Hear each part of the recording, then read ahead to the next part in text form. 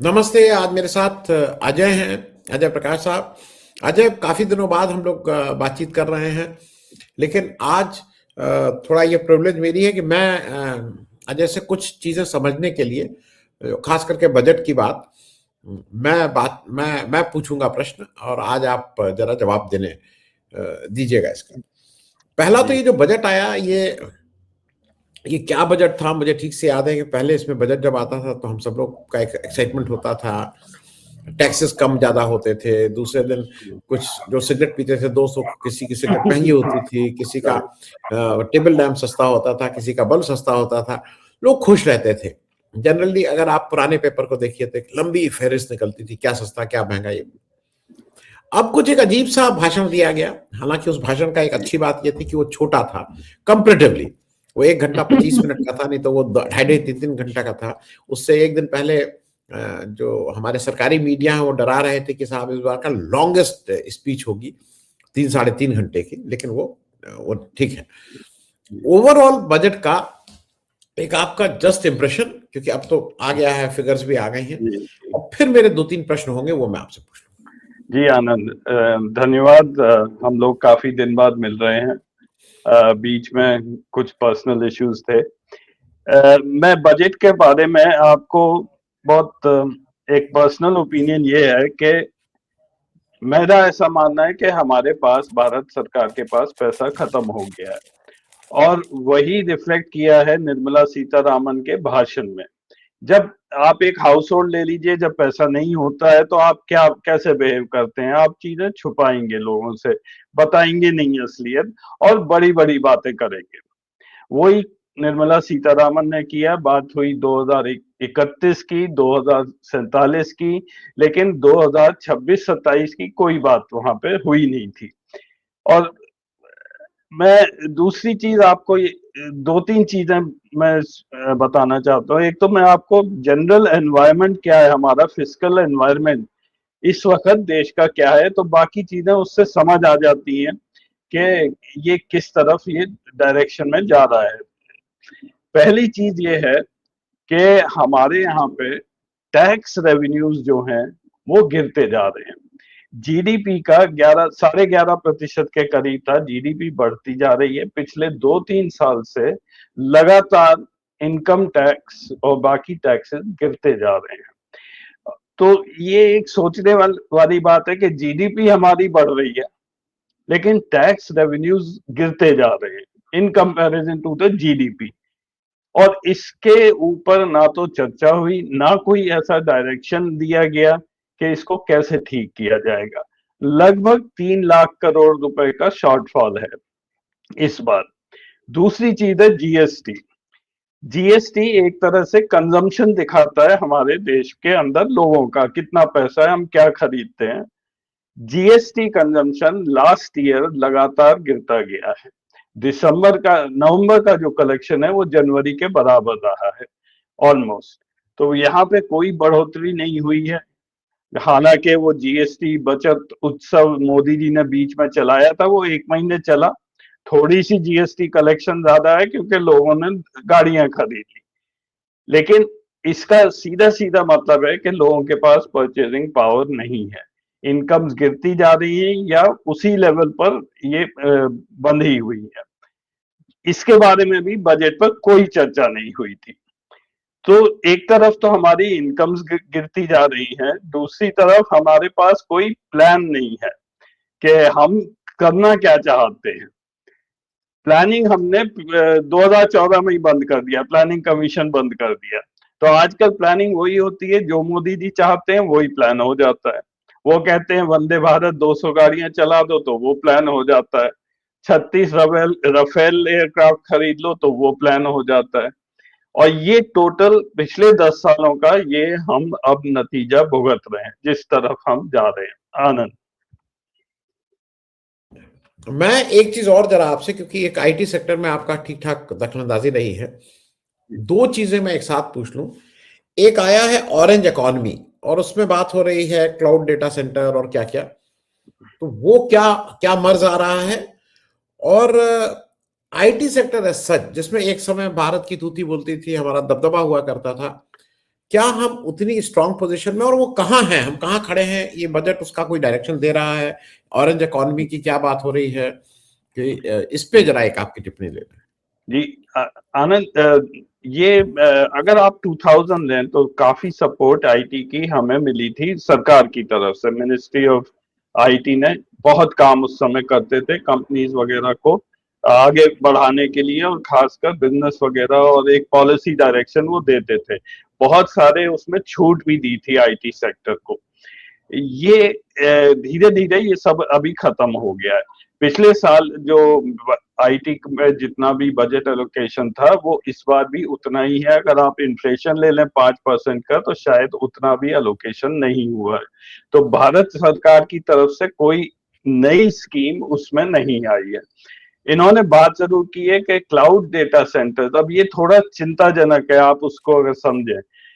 Cloud या AI data centres पर 20 साल का इन्होंने टैक्स ब्रेक दिया है, 20 इयर्स का। एआई डेटा सेंटर्स, पहली चीज ये बहुत रिसोर्स हंग्री होते हैं, जहां जिस इलाके में लगते हैं वहां को बिल्कुल बर्बाद कर देते हैं। पानी और बिजली बहुत ज्यादा इनकी कंजम्पशन होती है। तो पहले तो हमें ये देखना है कि क्या हम भारत में ये लगाना चाहते हैं ये डेटा सेंटर्स। और दूसरा, इन पर इन्वेस्टमेंट बहुत हाई होता है। कैपेक्स इनका 15 बिलियन डॉलर से ऊपर ही होता है, 15-20, यहाँ तक के 30-35 बिलियन डॉलर होता है। तो इनका जो ब्रेक इवन पॉइंट इनका 10-12 साल होता है, तब जाके आप ये कहीं प्रॉफिट में आएंगे। तो ये बात समझ आती है कि आपने टैक्स ब्रेक चलिए 10 साल का दे दिया, 12 साल का दे दिया, कि आप अपनी कैपिटल रिटर्न उसमें निकाल लें, मैं टैक्स नहीं लूंगा, आप अपने कैपिटल वापस ले लीजिए। लेकिन 20 साल का ये अनहर्ड ऑफ है, दुनिया में कहीं पे भी टैक्स ब्रेक 20 साल का नहीं दिया गया है। और ये तो सुनने में ही आ रहा है कि अदानी जी अब डेटा सेंटर लगाएंगे, या मुकेश अंबानी डेटा सेंटर लगाएंगे, या गूगल लगाएगा। तो ये भी एक बहुत ओपेक सा इनका अनाउंसमेंट है, पॉलिसी तो अभी आई नहीं है। तो ये भी एक चिंता का विषय बना हुआ है। दूसरा है हमारे यहाँ पे जो आईटी या एआई रिलेटेड जो इन्वेस्टमेंट की बात हुई थी, ये पिछले साल भी बात हुई थी, और उसमें कुछ भी नहीं बढ़ा है। आप 100-200 करोड़ अलोकेट कर देंगे एआई पे, उसका कोई फायदा नहीं है। इवन ढंग का एक इंस्टीट्यूट भी नहीं बन सकता। तो ये मेरे हिसाब से ये सब अभी फिलहाल हवाबाजी है। इसमें कोई भी हमें सरकार की तरफ से नहीं दिखेगा। प्राइवेट सेक्टर की तरफ से जो भी इन्वेस्टमेंट्स होंगे वो जरूर आएंगे हिंदुस्तान में। आनंद जी, मैं लेकिन एक छोटी सी चीज और जरा इसमें समझ लूं। इसमें बहुत ज्यादा एम्फेसाइज करके उन्होंने सर्विस सेक्टर की बात की है, और उन्होंने कहा कि वही हमारा कोर सेक्टर ड्राइव करेगा। तो इसका जो जो जनरल माने, भाई मैं तो जितना समझ सकता हूं कि मैन्युफैक्चरिंग को हम ये ने अब एक्सेप्ट कर लिया है कि मैन्युफैक्चरिंग में अब अपना जोर नहीं चलेगा, हम जो भी कर रहे हैं अब हम सर्विस सेक्टर में ही लगेंगे। और उस सर्विस सेक्टर के बहुत से फ्लिप साइड्स भी हैं। वो हम लोगों का अपनी तरफ से यह है कि हम 10% of the total GDP of world service sector की, उसको हम कंट्रोल, उसको में 10% तक हम अपने पास लाएंगे। अभी 4-4.5% हमारे पास है। मैं ये सर्विस सेक्टर को जो ये कर रहे हैं, उससे क्या रोजगार बढ़ेंगे, या उससे एक गरीबी क्या दूर होगी? ये 2-3 प्रश्न हैं, क्योंकि जो गिग वर्कर्स हैं वो गरीबी की स्थिति में रह रहे हैं, वो कोई आपके मिडिल क्लास में। मैं जरा ओवरऑल इस पे समझना चाह रहा हूँ आपसे। जी, जितना मेरे को समझ है सर्विस सेक्टर की दो भागों में है। एक तो ये लोकल सर्विसेज हैं, जैसे आपने गिग वर्कर्स वगैरह कहा, उन लोगों की हालत खराब है, और वो तो एक सर्वाइवल का इश्यू है उनके लिए इस समय। जो उन्हें मिलेगा वो करेंगे। तो उस टाइप की सर्विसेज आप बढ़ाएंगे तो कोई फायदा नहीं होगा, देश को कुछ नहीं होगा। दूसरी है जो आईटी रिलेटेड सर्विसेज हम लोग करते हैं, या नॉलेज बेस्ड इकोनॉमी की बात करते हैं, बीपीओ वगैरह, ये 2000 के बाद से हमने सेटअप करना शुरू किया था इंडिया में। ऑफशोरिंग बहुत होती थी। ये सर्विसेज प्रॉफिटेबल होती हैं और ये सारी फॉरेन एक्सचेंज में आती हैं और इससे हमारा जो इंपोर्ट का डेफिसिट है वो काफी हद तक ऑफसेट होता रहा है। 250-300 बिलियन डॉलर के करीब इसका रेवेन्यू आता है। अब वहां पे हुआ क्या है कि यूएस में H1B वीसा को लेकर बहुत इश्यूज आ गए हैं, तो हमारे जो लोग वहां काम कर रहे थे उन्हें भी तकलीफ हो रही है और जो कंपनीज हैं उन्होंने भी अब यूएस से बाहर ऑफिस सेटअप करने की उन्होंने सोच ली है। तो इसमें काफी कंपनीज अब इंडिया में ही शिफ्ट कर रहे हैं अपने ऑपरेशन, जिससे ये वीसा का इश्यू ना आए। मैं हैदराबाद का जानता हूं कि पिछले जब से ट्रम्प ने ये शुरू किया है 3-4 महीने में, रफली 40 to 50,000 square feet of space, मतलब एक बड़ी कंपनी हर महीने हैदराबाद में ट्रांजिशन ले रही है। 7-8 कंपनीज अभी तक यहाँ आ चुकी हैं। तो वो वाला सर्विसेज वो ऑटोमेटिकली आएगा क्योंकि वो ट्रम्प की वजह से, उसमें भारत सरकार का कोई योगदान नहीं है। बाकी सर्विसेज में हम मेडिकल आप ले लीजिए, ये कह रहे हैं नए हम हॉस्पिटल्स या मेडिकल टूरिज्म वगैरह बढ़ाएंगे। Again it is more of optics, क्योंकि प्लान नहीं है। मेरे को डॉक्यूमेंट जब दिखेगा कि आप करने क्या जा रहे हैं तभी उस पर हम बात कर सकते हैं, नहीं तो अनाउंसमेंट्स तो ये सरकार बहुत करती है। आनंद जी ठीक। मैं अजय एक चीज और जरा आपसे समझ लूं, क्योंकि वो आज जब हम लोग बात कर रहे हैं तो एक ट्रेड डील भी अमेरिका की हो गई है, हालांकि बात आज हम लोग बजट की करेंगे, लेकिन इस बजट में एग्रीकल्चर के लिए कुछ भी नहीं था। मतलब आप जल्दी अनाउंस करते हैं कि ये कर रहे हैं ये कर रहे हैं, एनुअल हस्बेंड्री के लिए कुछ बात किए थे, लेकिन एग्रीकल्चर के लिए बिल्कुल जीरो था। अब एक ऐसा सेक्टर जिसपे इस देश के 46% पॉपुलेशन डिपेंडेंट है, डायरेक्टली इनडायरेक्टली रिलेटेड है, उसको आपने बिल्कुल एक किनारे कर दिया था। और अब स्पष्ट हो गया है कि जो अमेरिका से ट्रेड डील हुई है, मैं उस पर भी, क्योंकि दोनों चीजें मिक्स एक दूसरे से हैं, ये मोदी जी को और भारत सरकार को ये पता था कि अमेरिका में क्या होने जा रहा है, मोर और लेस इससे प्रूफ हो रहा है। वो मैं इसलिए कह रहा हूं कि आज भारत का एग्रीकल्चर सेक्टर अमेरिका के सामने मतलब एक तश्तरी में रख के पेश कर दिया गया है। वो जब हमें वहां से हम कुछ मंगाएंगे तो 0%, हमारे यहां से वहां कुछ जाएगा तो उस पर 18% की ड्यूटी लगेगी, ये तय हो गया है। दूसरा, ये भी एक कंडीशन है कि ट्रंप ने कहा है कि 500 बिलियन का आपको इंपोर्ट अमेरिका से करना पड़ेगा। भारत का कुल इंपोर्ट पूरी दुनिया से 950 बिलियन का है, वो कह रहे हैं 500 केवल हमारे यहां से लेना होगा। ये बात मैं इसलिए आपसे जरा समझने की दृष्टि से कह रहा हूं कि आप सर्विस सेक्टर इन सब की बात कर ले रहे हैं। मुझे एक जो चीज नजर आ रही है कि जैसे दिवाली में अब लक्ष्मी गणेश चीन के बने हुए हम सब लोगों को मिलते हैं। अब अपने यहाँ के लक्ष्मी गणेश नहीं, हमारे यहाँ के कुमार अब नहीं बनाते हैं। हमारे यहाँ आप भी जानते हैं आजमगढ़ अंबेडकर नगर के जो जुलाहे हैं, अब वो जितना सूत धागा यूज करते हैं, धागा यार्न, वो सब अमेरिका का, अब वो सब चीन का आता है, हमारे यहाँ का नहीं आता है। तो क्या वो समय आ रहा है जब एग्रीकल्चर खोल दिया गया है कि अब हम लोग अमेरिकन गेहूं, अमेरिकन चावल, अमेरिकन दाल, अमेरिकन ये सब अब आ जाएगा, वो यहाँ के देश को इस तरह से तबाह कर देंगे कि यहाँ का जो मेरे पास आंकड़े ये हैं, आज की तारीख में महाराष्ट्र में पर डे 6 किसान आत्महत्या करते हैं। राइट, वो बढ़ेंगे। और इस पे मैं एक आपकी टिप्पणी चाह रहा हूं, एग्रीकल्चर का विस budget and trade deal both. जी आनंद, ट्रेड डील का जहां तक है, आपने देख लिया है, सबको पता ही है कि किस तरह से वो अनाउंस हुई और उसमें क्या क्या चीजें ट्रम्प ने बोल दी हैं। उसमें एग्रीकल्चर को लेकर काफी चिंता है सब में। उधर पीयूष गोयल ने ये कहा है आज कि नहीं, एग्रीकल्चर उसमें नहीं है, हम डेयरी और फार्मिंग उससे अलग रख रहे हैं। तो ये अभी एक कंफ्यूजन बना है, giving him the benefit of doubt कि जब वो एग्रीमेंट सामने आएगा तो देख लेंगे कि क्या उसमें है।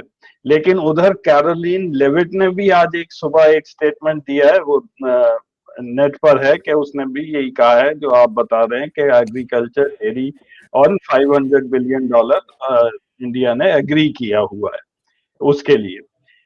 अब जहां तक एग्रीकल्चर की बात है, आप अगर एग्रीकल्चर खोल रहे हैं तो यहाँ का किसान, आपने 6 बोला है, वो बढ़ के 60 हो जाएंगे और धीरे धीरे हमारा एग्रीकल्चर बैठ जाएगा।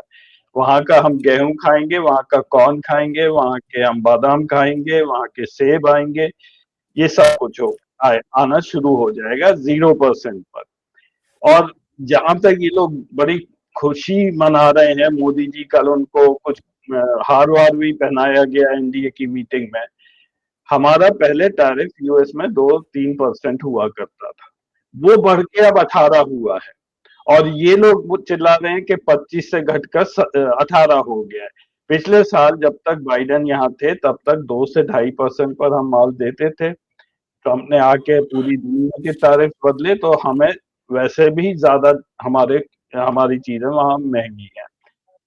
$500 बिलियन का पीयूष गोयल ने ये कहा है कि over the next few years we will buy $500 billion. अब वो आई डोंट नो, वो अगर ओवर नेक्स्ट फ्यू इयर्स है तो कितने साल है, लेकिन ट्रंप जब तक रहेगा तब तक प्रेशर ही रहेगा। तो तेल तो अब आप वहीं से लाएंगे, वेनेजुएला से लाएंगे, डिफेंस इक्विपमेंट वहां से है। मेरे को कोई सरप्राइज नहीं होगा कि अब आप उनका F-35 भी खरीद लेंगे जाके। तो काफी इन्वेस्टमेंट्स अब यूएस में हम लोग करेंगे, ये बात पक्की है। वैल्यू पर हम डिबेट कर सकते हैं। आनंद जी, मैं अब एक अंतिम प्रश्न पूछ के इसको खत्म करेंगे। मुझे जरा ये बता दी, कभी कभी जो हिस्ट्री पढ़ी वो समझा था कि ईस्ट इंडिया कंपनी आई थी और भारत को एक उपनिवेशवाद, मतलब एक उपनिवेश बना दिया था, एक कॉलोनी बन गए थे। जो अभी अमेरिका ने किया है और उससे पहले ईयू वाला, मुझे कहीं कहीं लग रहा है कि हम एक अमेरिकन कॉलोनी तो नहीं बनते जा रहे हैं, क्योंकि उसका स्वरूप थोड़ा चेंज होगा, लेकिन मोरल लेस अमेरिका कह रहा है वेनेजुएला से खरीदो, हम वेनेजुएला से खरीद रहे हैं, यहां से बंद कर दो, बंद कर दिया, 0-0 हमसे 500। वी हैव बिकम, मतलब हमारे सारे युद्ध बंद करो, युद्ध शुरू करो, युद्ध ये करो, इनसे बात करो, इनसे हाथ मिलाओ, इनके पास मत जाओ। क्या हम कॉलोनी बन चुके हैं कि उस तरफ अग्रसर हो रहे हैं? मैं जरा इस पे समझ लूं अजय आपसे। आनंद, इसमें सबसे खतरनाक बात आप ये भी सोच लीजिए कि कल को यूएन में मान लीजिए कश्मीर का इश्यू आता है, तो क्या रशिया अब हमें सपोर्ट करेगा उस बारे में? इस हालत में जब आपने रशियन ऑयल खरीदना बंद कर दिया और आप यूएस से जा रहे हैं, तो उसका भी आंसर ये होगा कि आप यूएस के पास चले जाओ, आप तो यूएस के दोस्त हो, मित्र हो, आप उनकी कॉलोनी हो। तो हमारी विदेश नीति टोटली इस वक्त कंफ्यूज्ड है। आपने जयशंकर का कोई स्टेटमेंट हाल के दिनों में सुना है किसी बात पर? हम सारा $500 बिलियन वहां से खरीदेंगे, तो क्या जियो पॉलिटिक्स वही रहेगी, वही रहेगी चाइना के साथ हमारे रिलेशनशिप? तो ये बात पक्की, मेरे हिसाब से ये सरकार कंफ्यूज्ड है। ये ऐसा लगता है कि ट्रंप ने उस दिन फोन किया परसों और मोदी को कहा कि 1 घंटा दे रहा हूं, इस डॉक्यूमेंट पर साइन कर दो, और हमने कर दिया। अब हम वो पढ़ रहे हैं कि उसमें है क्या, अरे देखो तो सही मैंने किस चीज पर साइन किया है। इस सरकार को पता ही नहीं है ये लोग कर क्या रहे हैं, और ये हमारे आपके लिए और हमारे आने वाले जनरेशन के लिए ये बहुत बड़ी चिंता का विषय ये है, और ये सोचना चाहिए हमें। आनंद, थैंक यू अजय। लेकिन मेरे आप में एक थोड़ा सा फर्क है। मेरे हिसाब से सरकार को बिल्कुल पता है क्या कर रहे हैं, क्यों कर रहे हैं, उसके जवाब हरदम वो रहेंगे, क्योंकि वो एक फाइल जो आ गई है, उस फाइल की वजह से कर रहे हैं, कि अडानी जी को बचाने के लिए कर रहे हैं, कि अपने कुछ राज छुपाने के लिए कर रहे हैं। पता तो है, मैं इसको नहीं, ये बेनिफिट ऑफ डाउट मैं कम से कम नहीं देता हूं, पता है। और इसीलिए आपकी जैसे बाह मरोड़ी जा रही है, वैसे आप उस तरह से ताता थैया करने को तैयार हैं, जो उस धुन पे आप नाचने को तैयार हैं। अच्छा, thank you so much Ajay for joining. बहुत बहुत शुक्रिया। थैंक यू, नमस्कार।